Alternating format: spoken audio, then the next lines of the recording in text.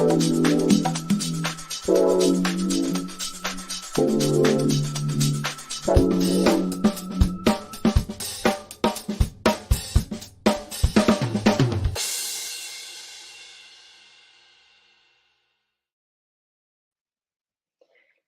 there, everyone. We are live. I was looking at that intro and it was all psychedelic and my eyes were all bugging out. It's a fun intro. Anyway, I'm super happy to be here with you guys and welcome to QSC Tech Talk. I'm Golden Preciado, audio engineer and House of Worship specialist with QSC. I'm super stoked to be hanging out with you guys and I'm super excited about what we're going to be going over.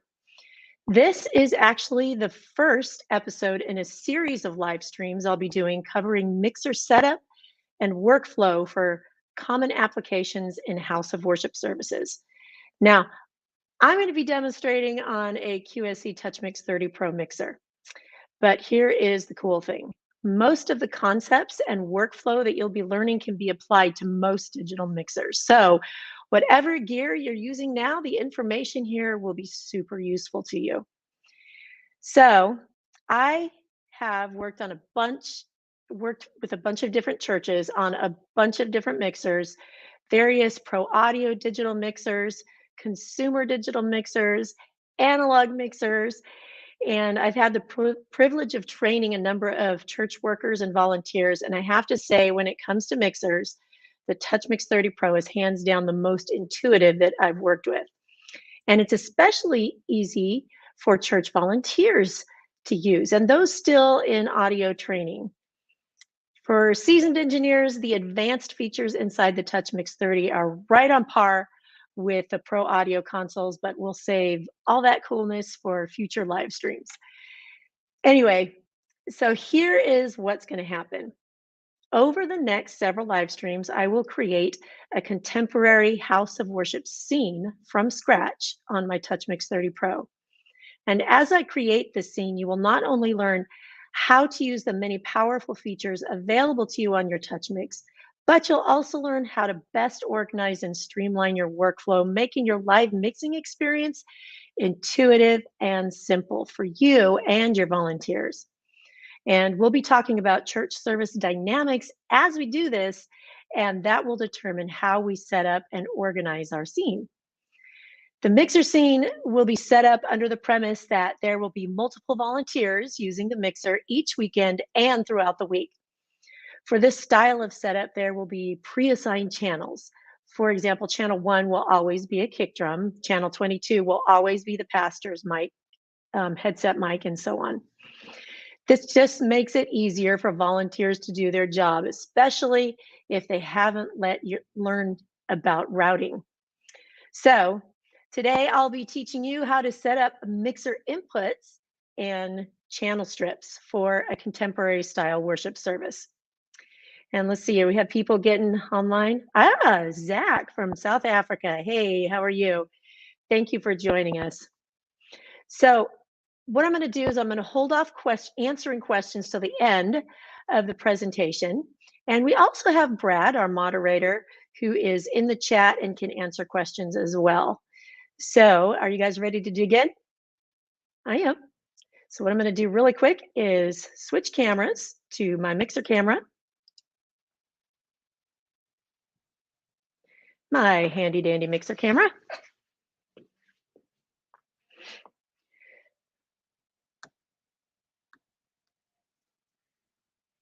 The first thing we want to do is open a default scene. And I was working on another scene on this, so this is a good time to show you how to do this. Up here in this corner here is where you can access your scenes. You can also access it by pressing the menu button and choosing scenes. But this up here is just super easy. And we are going to choose and start from the beginning with a default factory scene, which is already chosen. We'll click recall. Yes. And this right here, our home button, takes us back to our main mix window. And we have a blank scene with blank inputs, and all our auxes are not labeled. We're just starting from the beginning.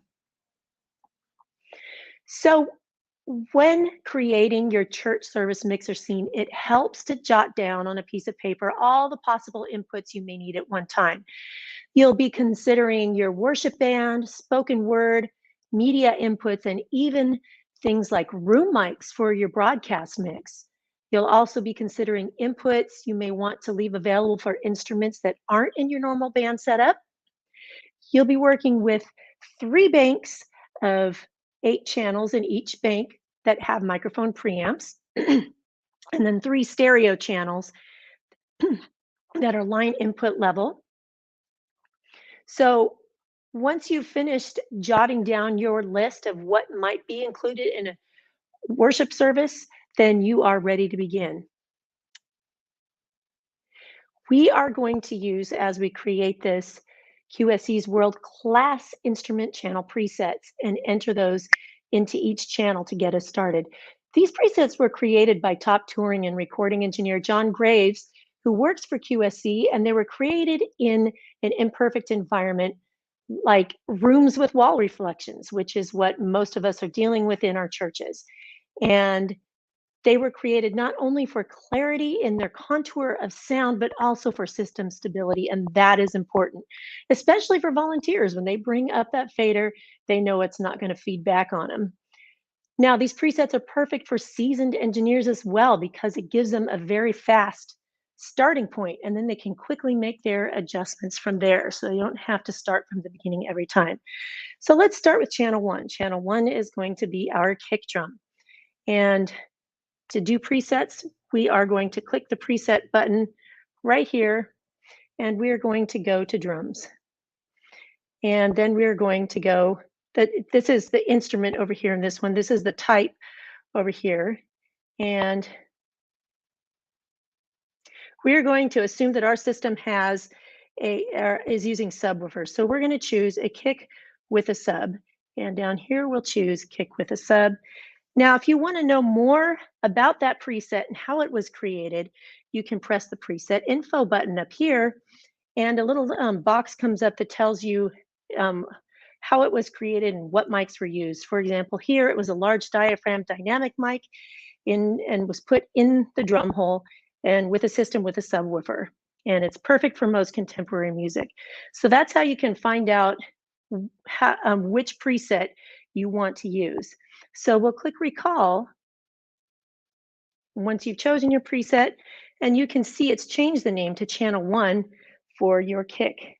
Now, you'll notice over here on the right, this bank over here is always going to be the main fader for whichever mix you're in. And right now we are in the main mix, so that's the main fader. But next to it is showing the channel that we're working on. Well, we're going to use these scroll buttons right here just to scroll to our next channel. Channel 2 is going to be our snare. So let's choose snare, and we will choose, let's choose a snare with a fat gate. We'll do that. And then we'll recall that and click yes.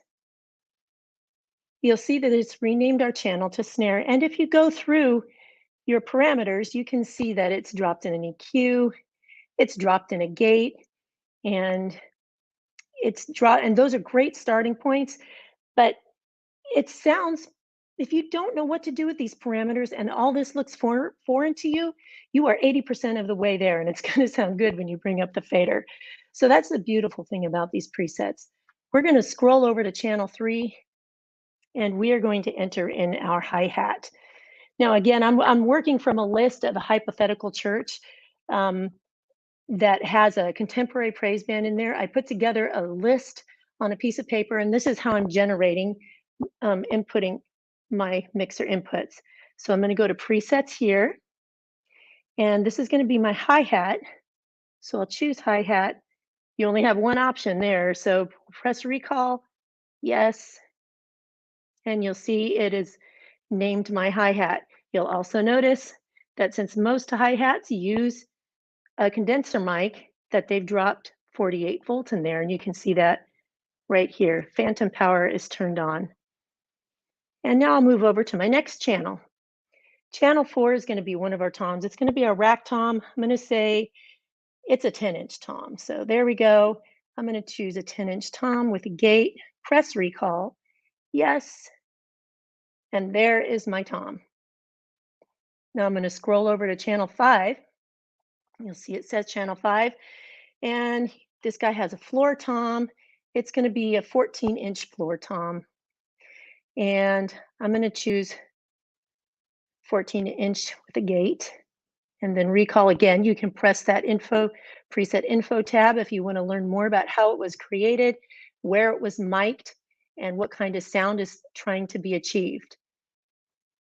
I'm going to press recall, and that floor tom is entered into channel 5. Next, I am going to enter in my overheads. So there are usually 2 overhead mics. That is ideal. And I'm going to choose this overhead here and click recall. And you can see it's dropped in my EQ for that. Notice that there is a lot of low cut on there on those overhead mics because cymbals just don't make a ton of low end noise. So they have taken all the information that is not in that frequency response out of here, which is super important. Let's go to the next channel. This is channel 7. Click presets, and I'm going to put my next overhead there as well. And it labels it. And I'm going to scroll over to channel 8. Channel 8 is where I'm going to put my bass. And here I'm going to click bass under the instrument. This is going to be an electric bass, and I'm going to choose a bass that's being plugged into a DI. And I'll press recall, and you'll see that bass has been entered in there. Now, you can press the home button right here. Now, the home button will backspace at times. And instead of just giving you a list of times when it backspaces, I'm just going to tell you to push it again, and you'll eventually get back to your mix window. Sometimes you have to push it twice as it backspaces through a previous menu that you were at. So, but that home button is super important because it gets you back to where you need to be. Now you can see our work here. We have all our drums entered in. Let's go to the next bank. In channel 9, we are going to enter in our acoustic guitar. So I'm going to go presets, and then I'll choose frets. And I'm going to be working on an acoustic guitar. This acoustic guitar with a bridge pickup. Again, you can go through all the different kinds and look at the preset info to find out which preset you may want to use. Not all the pickups are bridge pickups, but I'm going to say that this one is, and we'll enter that in. And there we go. Our acoustic guitar has been entered into channel 9. In channel 10, scrolling over to channel 10, we'll enter our electric guitar. Under frets, we'll go electric guitar, and we are going to use a clean dynamic sound. And then press recall, and processing for our electric guitar has been entered into channel 10. All right, what I'm going to do now is go back to our home button. We can see what we've done here. We have acoustic and electric. Now channels 11 and 12 are going to be for our keyboards. So here's the deal with keyboards. Keyboards are generally run as a stereo pair with a left and a right channel. Now, most often you'll find these channels linked together so that the 2 faders will move together. And this also means whenever parameter adjustments are made to one channel, it will automatically be applied to the next channel. So before we load a channel preset, what I want to do is link the channel. So we're going to click in channel 11. And a quick note here, channel links always start on an odd number. If you were to start on the even number, it would link with the odd number before. So here we are in channel 11, press setup, and here's where the link button is. It's going to ask you, are you sure you want to link? Yep, I want to link. Now, if we go back to our mix window and remove these faders, you can see that our faders are now moving together. They are linked. Now, we can enter in a preset. So let's click in the channel 11 box, go to a preset, and we'll choose keyboards. I'm going to choose digital keys and recall. And you can see how it enters in the digital keys preset. And all these dynamics have been entered in here. Now, what it didn't do is label our linked channel. So I am quickly going to label that keys right.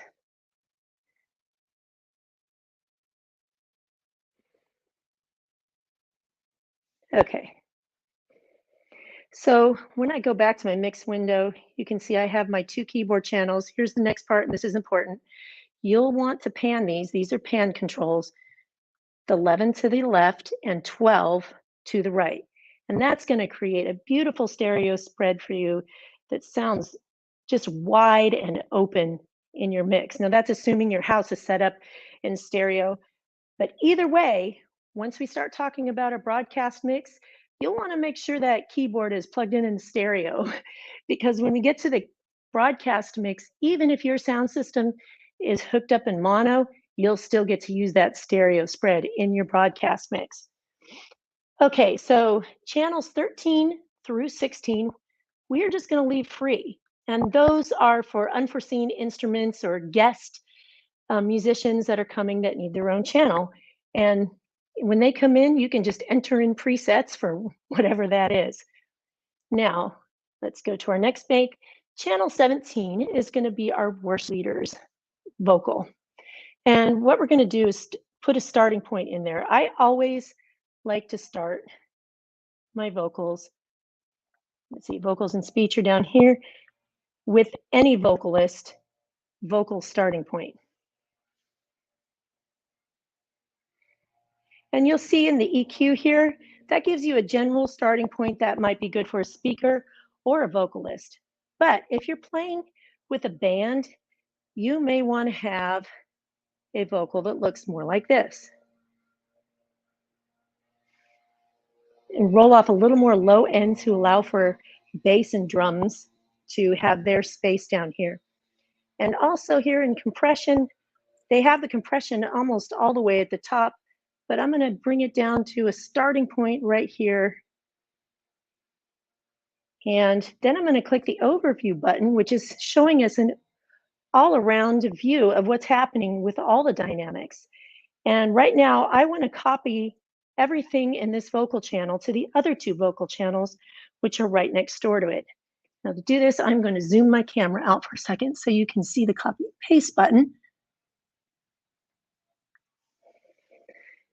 Whatever window you're in on your mixer, when you press the copy button, it will copy all the settings in that window. So right now I'm in the overview window. It copied all the settings from that window. I'm going to scroll over to my next window, 18, and paste them right there. You can see that all those settings were pasted into that channel. In channel 19, I'm scrolling over to channel 19, I'm going to paste again. And I have those basic settings on all those 3 channels, and it was as easy as the push of a button. So what I'm going to do now is it's helpful to label those vocal channels the names of the vocalists. It just makes your mixing experience a whole lot easier. So on channel 17, this is our worship leader. I'm going to call him Scott. And clear, I'm going to enter Scott's name. There we go. And our next girl singer is going to be Sophia.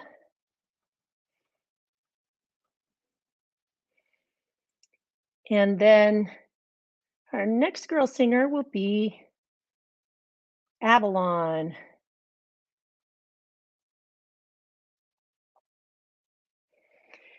And there, when you go back to your mix window, you can see the names of our singers there. It just makes it a lot easier when you're mixing to have it done that way. Now, channel 20, we are going to leave free just in case we have an additional speaker come in and we need to put another handheld or perhaps another headset mic or whatever. So we'll leave that one free. On channel 21, we are going to put the pastor's headset mic in there, a preset for that. So click in the gray space there, click presets, and then we're going to choose speech, and then we're going to choose headset mic, and then recall. So I'm going to just show you the EQ on that. First time I saw that EQ, I was like, no way. That's crazy. But I have to tell you, it is a very stable EQ. And I don't know if you've worked with headsets before, but they're omnidirectional mics. So it is difficult to get a bunch of gain before feedback. But this is a super stable preset.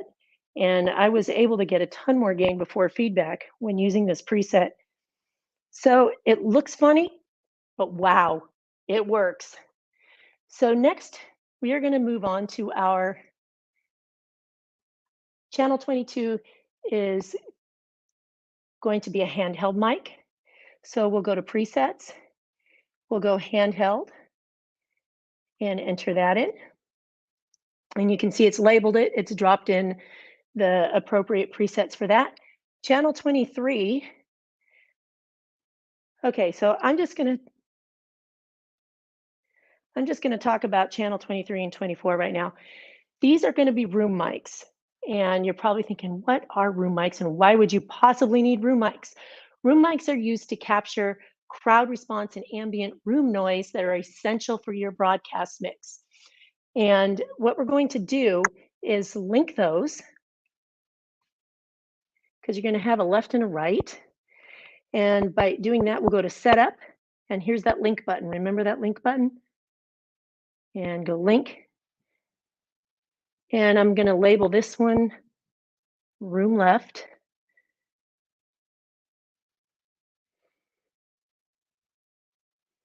And the next one, I will label room right.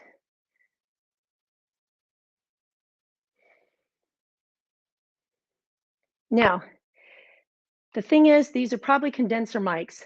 So you'll want to make sure you turn on phantom power. And remember, now that they're linked, when you scroll back and forth to each channel, all the moves that I'm making are applying to both channels. Now, here is an important thing about those. Well, let's go to the EQ first. Let's work on the EQ for the room mics. On room mics, you want a bunch of low cut and a bunch of high cut. You don't want to allow all those bass frequencies to get into your mix. Now I'm going to use the toggle wheel for that. And here we go for a high cut. And that's what your room mics will look like. And when you go, set it, let's go back to the setup menu. Here's one last important thing about those room mics. We'll be using those for our broadcast mix, but not the house. If you were to use those in the house, you would have a bunch of feedback and a hollow sounding mix and you wouldn't know why. So what we are going to do is unassign those from the main mix, which is right here. And we have unassigned it from the house mix and we can use it in all our other mixes. I'm going to bring this back in here for a second while I go over these next few channels. So now we're moving over to our stereo channels. And these are in this bank right here that look like this. These are line level stereo channels already set up for you. And those inputs are on the back. Churches often use programs like Pro Presenter to shoot out their media. And Pro Presenter will allow you to put the words for the songs, plus any media that you are shooting up on the screens. But you'll need to take audio from Pro Presenter. So you may have a computer for that. We're going to label this one Pro Presenter.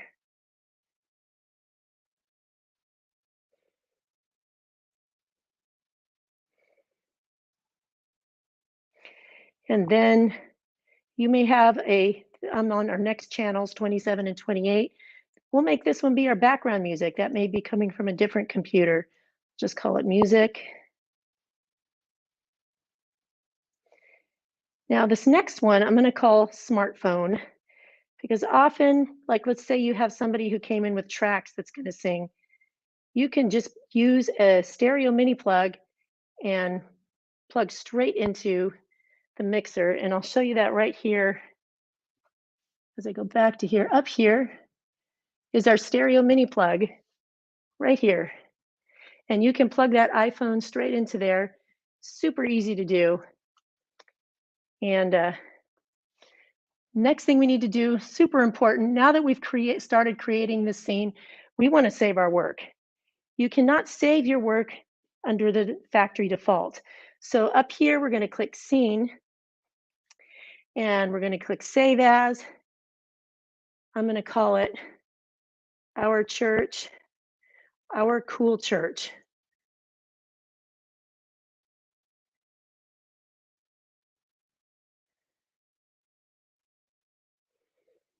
And there we go. That scene is now saved into the mixer. And you can see, because it's changed the name up there in that little scene box, you have the option to save to USB as well. I would suggest copying important scenes over to a USB stick or USB drive, so you can have the option to grab it if for any unforeseen reason it gets deleted from the board. Okay, so now I'm going to switch back over to my other camera.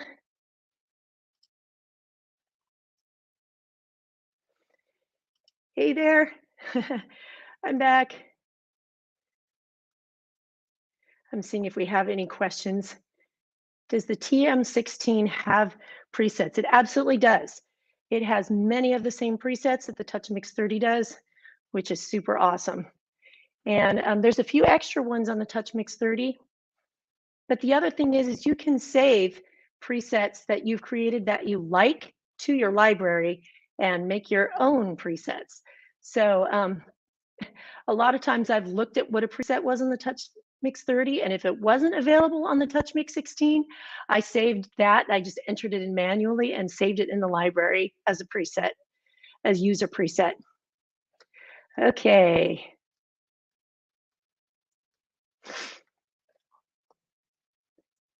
So, seeing if there's any more questions.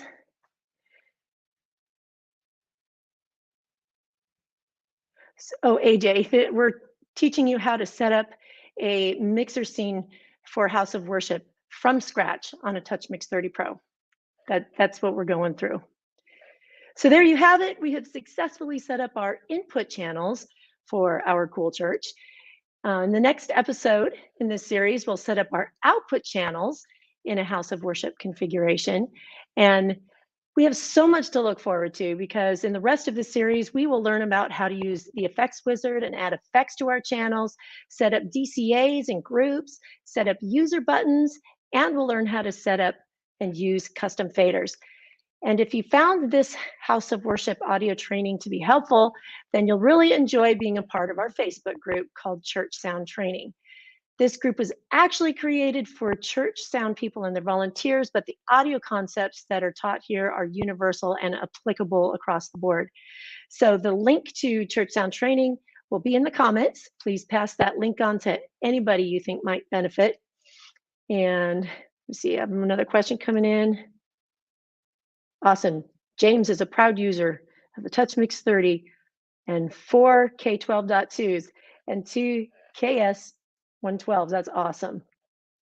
Very cool. Powerful system you got there. Well, thank you so much for joining me today. I look forward to seeing you at the next time. I'm Golden Preciado, and from all of us here at QSC, strive for excellence. Never stop learning and be the best that you can be. And I'll see you on the next QSC.